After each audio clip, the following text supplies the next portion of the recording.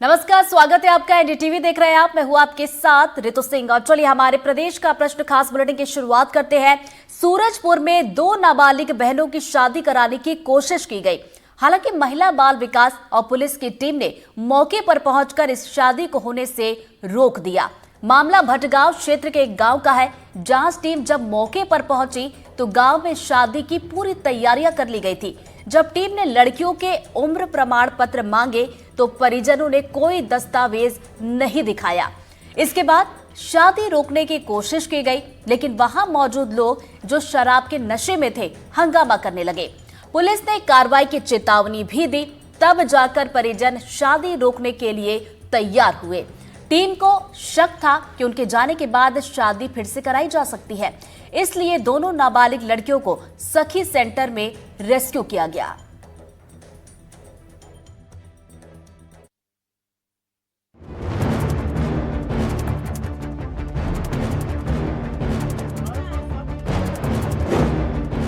शादी का घर है, हाथों में मेहंदी सजी है, लेकिन यहाँ खुशी का कोई मौका नहीं है, क्योंकि यहाँ जो शादी हो रही थी वो समाज के लिए पाप है, एक लड़की के लिए अभिशाप है।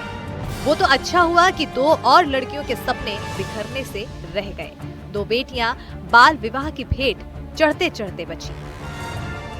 हम लोगों के 30 तारीख को हुआ था, इस दिन शुक्रवार थे। उसके बाद सर लोग पूछे, सबको समझाया, हम लोग भी समझे कि अभी शादी नहीं करना, अभी नहीं करवाएंगे, 18 साल हो चाहिए तब करवाएंगे। मेरी और हाँ, कौन थी वो? एक मेरी दीदी थी। अच्छा, यहाँ पर ये समझाया कि अभी शादी नहीं करेंगे, जब उम्र हो जाएगा तब शादी करेंगे, जब पढ़ाई कर लेंगे तभी शादी करेंगे। दरअसल सूरजपुर के बाल संरक्षण विभाग को सूचना मिली थी कि भटगांव क्षेत्र के एक गांव में 2 नाबालिग बहनों की शादी कराई जा रही है।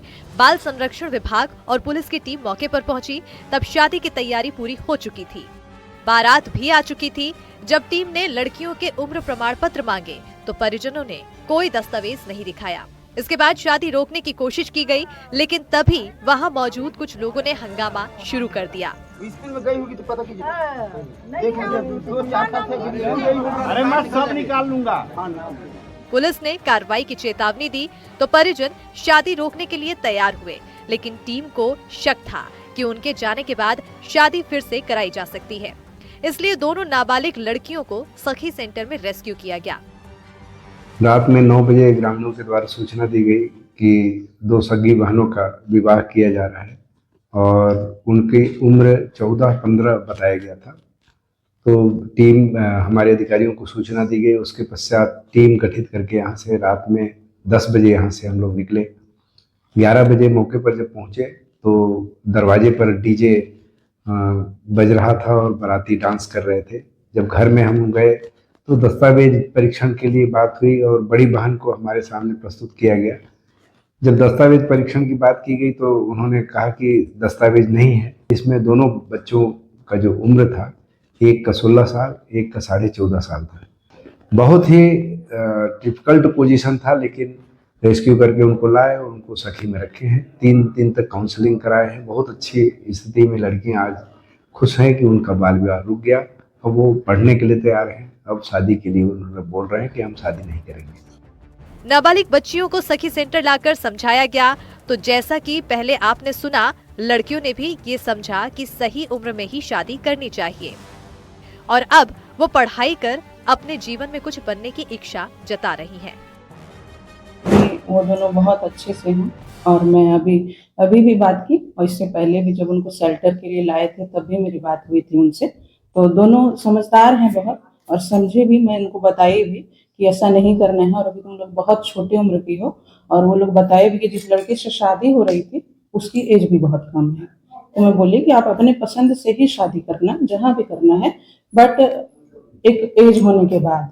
अभी बहुत सारी प्रॉब्लम्स होती हैं लड़कियों को अगर आप शादी करोगे इस एज में तो, और आपके हित के लिए ही हमारी टीम यहाँ से गई और आपको रेस्क्यू की ताकि आपका अच्छा हो सके। बोली कि हम पढ़ाई करेंगे मैम। मैं बोली पढ़ाई भी करो, उसके अलावा तुम्हारे में और कोई भी एक्टिविटी करने की वो है तो आप उसको भी करो, लेकिन आप कुछ करो और अच्छे से पढ़ो और फिर ही आप शादी वगैरह करना। चिंता की बड़ी वजह ये है कि पूरे छत्तीसगढ़ में सूरजपुर जिले के अंदर बाल विवाह की दर सबसे अधिक है। राष्ट्रीय परिवार स्वास्थ्य सर्वेक्षण 5 के मुताबिक पूरे छत्तीसगढ़ में 12.1% बेटियों की शादी 18 साल से कम उम्र में हो जाती है, जबकि सूरजपुर जिले में 34.28% लड़कियों की शादी 18 साल से कम उम्र में कर दी जाती है। बलरामपुर जिले में ये आंकड़ा 24.60%, कोरिया में 22.89% और जशपुर में 21.90% है। बावजूद इसके सूरजपुर में पिछले 10 वर्षों में सिर्फ 577 बाल विवाह रोकने में ही कामयाबी मिल पाई है। सूरजपुर से एनडीटीवी के लिए इमाम हसन की रिपोर्ट।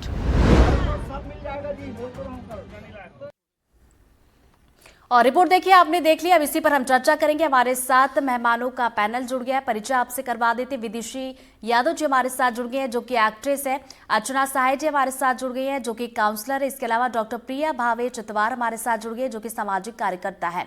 आप सभी का बहुत बहुत स्वागत है हमारे साथ इस चर्चा में। विदुषी जी, सबसे पहले आपसे सवाल करके शुरुआत इस कार्यक्रम की करना चाहूंगी। जैसा कि हमारे कार्यक्रम का नाम है बाल विवाह खतरे में बेटियां, आखिर इसके पीछे की वजह आप क्या मानती है? आखिर क्यों बेटियां खतरे में आ रही हैं?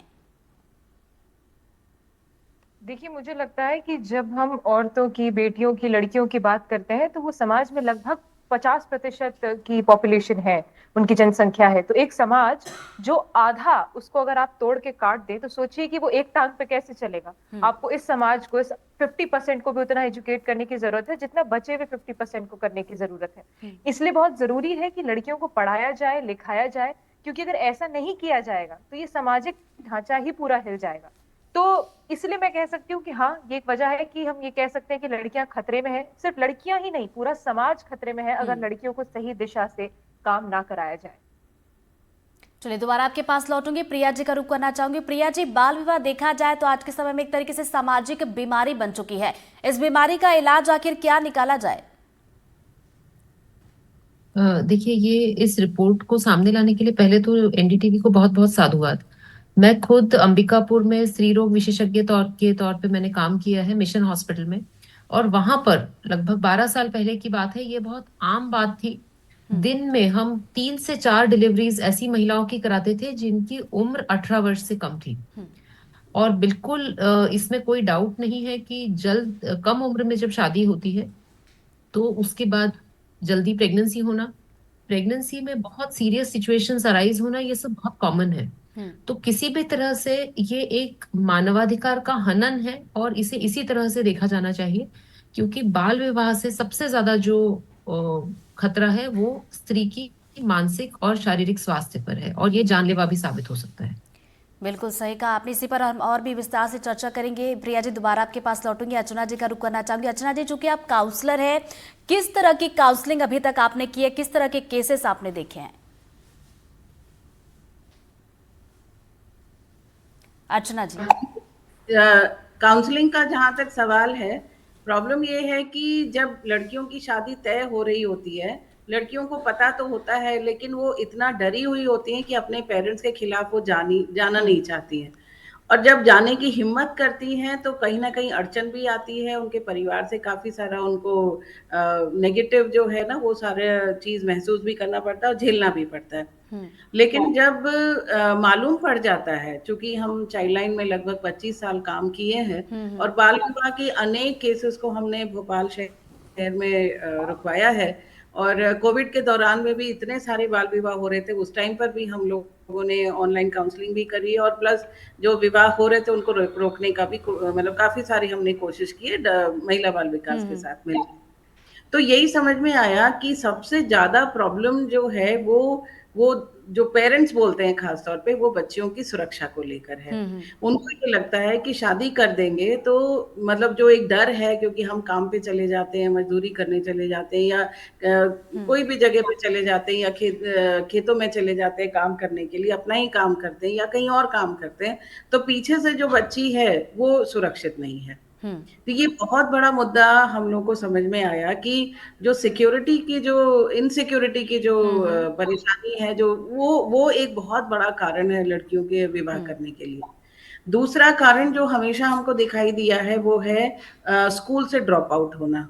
8th क्लास के बाद, चूंकि 8th क्लास तक बच्चे नॉर्मली पास भी हो जाते हैं, बहुत ज़्यादा पढ़ाई का प्रेशर नहीं होता है, लेकिन जैसे ही 9th क्लास में आते हैं तो वो उनको रेगुलर स्ट्रीम में वो पहुंच जाते हैं।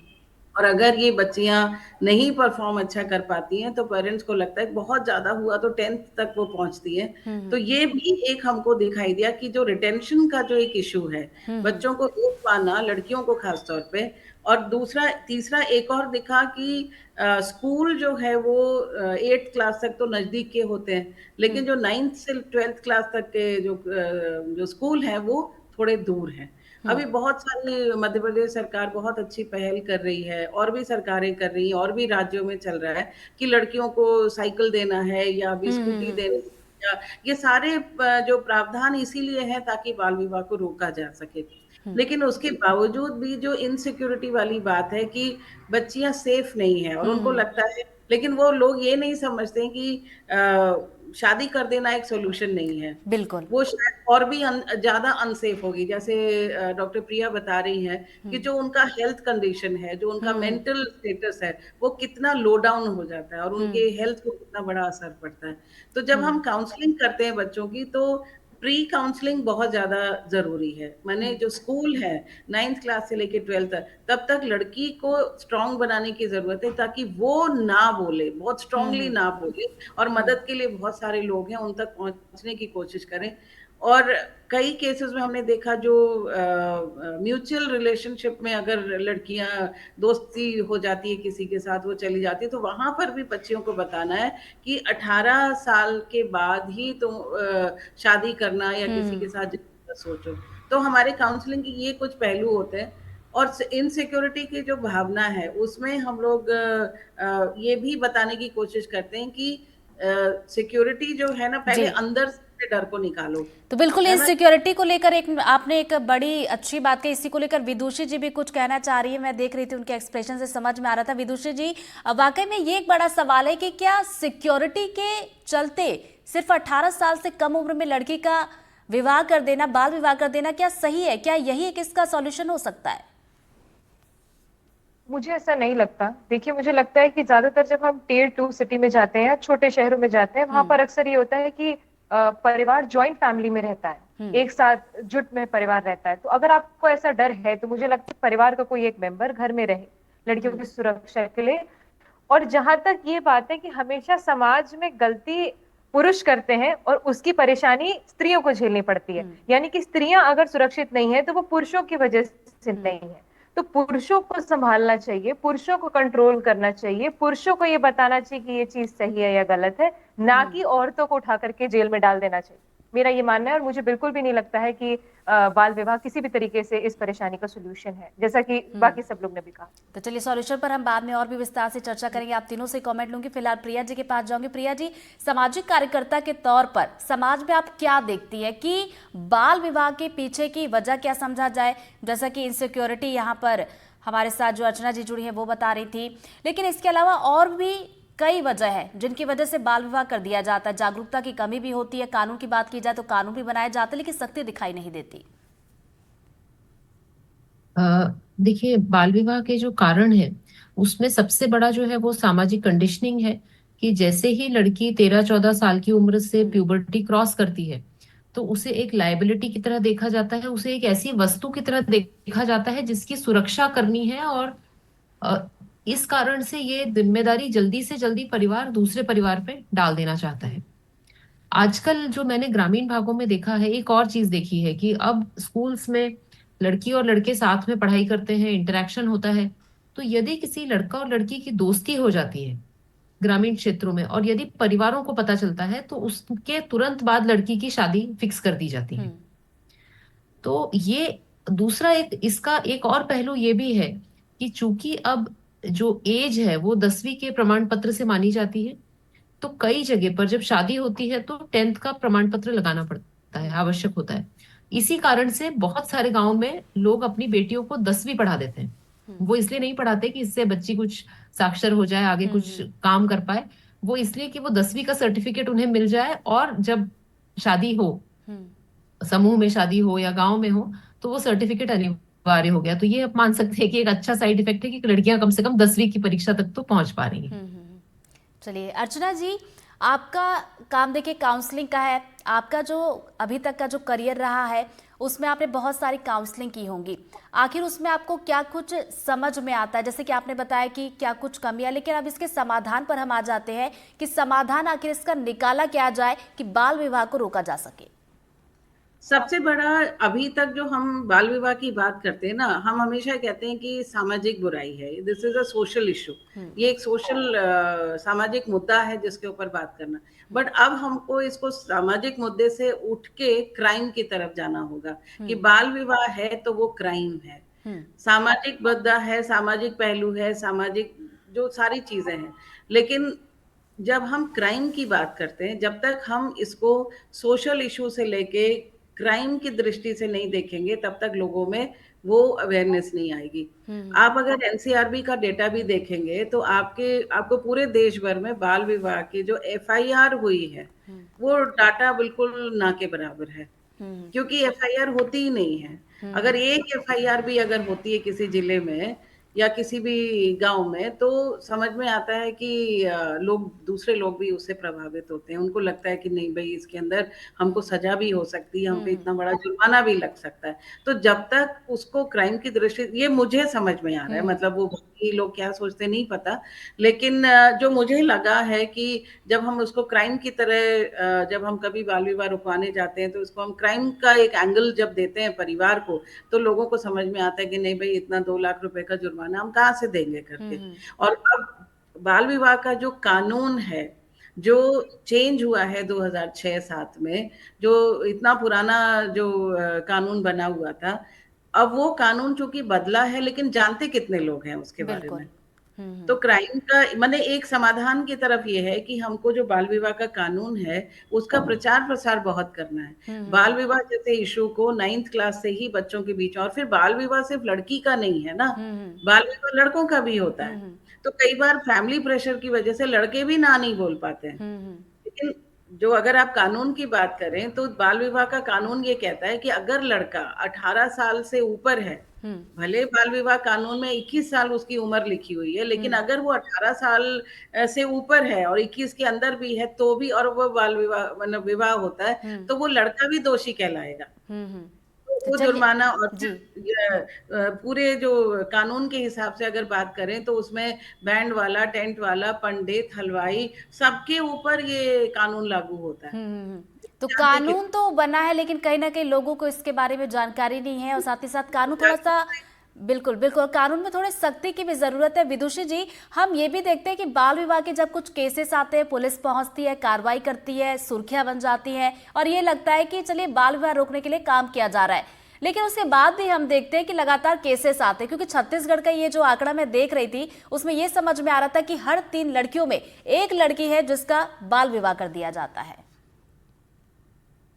देखिए, मुझे ऐसा लगता है कि हमारा समाज शादी को एक बहुत खूबसूरत रिश्ते की तरह ना देख करके एक ऐसे देखता है कि बस जिम्मेदारी उतारनी है, जल्दी से इन दोनों की शादी करा दो, बात खत्म करो। लड़की की शादी करा दो, जैसे कि मैम ने भी, अर्चना मैम ने, कि बाल विवाह तो लड़के का भी हो रहा है, नुकसान तो लड़के का भी हो रहा है। कल को वो लड़का बड़ा होगा, समाज में आगे जाएगा, बाहर लोगों से मिलेगा, क्या पता उसको किसी और से लगाव हो, उसको लगे कि हाँ मेरा इससे संबंध अच्छा रह सकता है, ये मेरी पत्नी बन सकती है या मेरे जीवन साथी बन सकता है, उसका आपने जबरदस्ती किसी और से शादी करा दी। तो कहीं ना कहीं आप शादी को एक खूबसूरत बंधन की तरह, कल तो महाशिवरात्रि है, हम तो शिव पार्वती जी के बारे में जानते हैं कि शादी कितनी खूबसूरत होती है, हम उनसे जान सकते हैं। तो शादी, मुझे नहीं लगता कि कोई ऐसी परेशानी है कि बस कर दो, निपटाओ, खत्म करो। मुझे लगता है कि लोगों को ये जिम्मेदारी समझनी चाहिए कि आप समाज के प्रति किन 2 कपल्स को किस तरीके से रख रहे हैं, वो समाज को आगे चलाएंगे, वो अपने बच्चों को आगे करेंगे, तो आप जो डिसीजन आज ले रहे हैं वो आगे तक की पीढ़ियों को असर देगा। तो मुझे लगता है समाज को इस चीज को जिम्मेदारी की तरह लेना चाहिए, ना कि कोई परेशानी की तरह। बिल्कुल बिल्कुल। प्रिया जी, जागरूकता के लिए आखिर क्या किया जाए? जागरूकता के लिए हम कई दफा देखते हैं कि फलाना अभियान चलाया जा रहा है, कुछ समय तक चलता है या चलता तो है, लेकिन उसका असर जमीनी तौर पे दिखाई नहीं देता। आखिर इसके लिए क्या कदम उठाए जाए? रितु, मुझे लगता है इसमें 3 चीजें बहुत महत्वपूर्ण होंगी। पहला, अर्चना जी ने बताया है कि 7वीं 8वीं से ही आजकल जो लड़कियां हैं वो शारीरिक रूप से परिपक्व जल्दी जल्दी हो जाती है। माहवारी आजकल 9-10 साल से ही लड़कियों की शुरू हो जाती है, ग्रामीण क्षेत्रों में भी।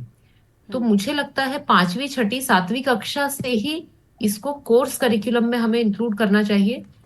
और सिर्फ बाल विवाह ही क्यों, लड़कियों से संबंधित जो बच्चों से संबंधित कानून है, चाहे वो पॉक्सो हो, चाहे वो पीसीपीएनडीटी हो, इन सबकी जानकारी हमको करिकुलम में इंक्लूड करनी चाहिए। ये पहला स्टेप हो सकता है। दूसरा, जो टारगेट्स हैं, हमें पता है कि बाल विवाह होते हैं, पर जो हमें दिखते हैं वो टिप ऑफ द आइसबर्ग दिखते हैं। तो इसके लिए अर्चना जी जिस तरह से संस्था चला रही हैं, ऐसी संस्थाओं की मदद से छापे मारकर, और कुछ समय जैसे अक्षय तृतीया होती है उस समय तो सरकार भी मुहिम चलाती है, बट इसको संस्थाओं को साथ में लेके अगर चलाए तो इसका जो पेनिट्रेशन है वो ज्यादा अच्छा हो पाएगा। और तीसरा, मुझे लगता है कि जो मैडम ने सच में कहा है कि इसे क्राइम की तरह देखिए और इसकी सजा अगर और ज्यादा स्ट्रिक्ट हो सके, क्योंकि मैंने लड़कियों को अपनी आंखों से दम तोड़ते हुए देखा है अंबिकापुर में जब मैंने काम किया है। तो ये डेफिनेटली लड़का और लड़की दोनों की शादी हो रही है, पर इसका जो बायोलॉजिकल ब्रंट है वो सिर्फ और सिर्फ महिला ही झेल रही। बिल्कुल। तो ये अर्चना तीन जी, चीजें आप मुझे कुछ लगता है कि आप कुछ कहना चाह रही थी, कुरीति को प्रिया जी को खत्म बड़े करने अच्छे में से आप मदद। सुन रही थी, अपनी बात रखें।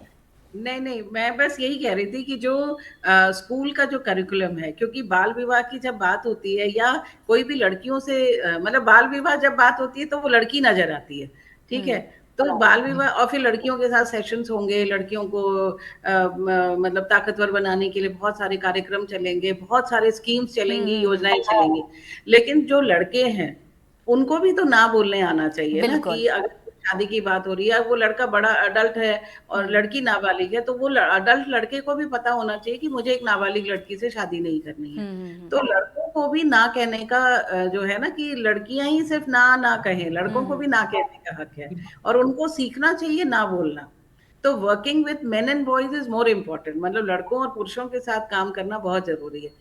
बाल विवाह के कानून में महिलाओं को अलग रखा है कि माँ को सजा नहीं होगी, लेकिन जितने पुरुष हैं सबको सजा होगी। तो ऐसा नहीं है, कई बार माएँ जो हैं वो इंसिस्ट करती हैं कि नहीं भाई अच्छा लड़का है, ये है वो है, या शादी कर देनी चाहिए तो अपना काम, या घर में परिवार में लड़कियां और लड़कियां हैं तो चलो एक को तो करो। अभी रिसेंट में अभी हमें केस चूंकि लड़ रहे हैं, मतलब बिल्कुल मतलब एक तरह से इतने परेशान है उस केस को लेके, क्योंकि वो बाल विवाह हुआ, 2 बच्चियां हो गई, ठीक है। अब क्या बोलें, अगर अब कानून की तरफ से जाते हैं, वो बहुत प्रताड़ित हो रही है लड़की, बहुत ज्यादा परेशान है, 2 बेटियां भी हो गई हैं। तो वो जो है ना कि एक तो बाल विवाह हुआ, शरीर कमजोर हो गया, लगातार 2 बेटियां 1-1 साल में हो गई, तो बेटियां क्यों पैदा करी। तो ऐसे बहुत सारे मल्टीपल इश्यूज जो हैं जिनके साथ काम करने की। तो बिल्कुल बहुत सारे इश्यूज इसमें आते हैं, तो यहाँ पर जरूरी है कि जागरूकता भी हो और अभियान भी इसके लिए चलाया जाए, और साथ ही साथ बाल विवाह जो ग्रामीण क्षेत्रों में अक्सर ये इस तरीके से देखा जाता है कि परंपरा चली आ रही है, कर देते हैं, तो इन सब से ऊपर उठना होगा, तभी बेटियों को इस खतरे से बचाया जा सकता है। बहुत बहुत शुक्रिया आप सभी का हमारे साथ इस चर्चा में जुड़ने के लिए। और इसी के साथ प्रदेश का प्रश्न में फिलहाल इतना ही। खबरों की लगातार अपडेट्स के लिए बने रहिए एनडीटीवी मध्य प्रदेश छत्तीसगढ़ के साथ। नमस्कार।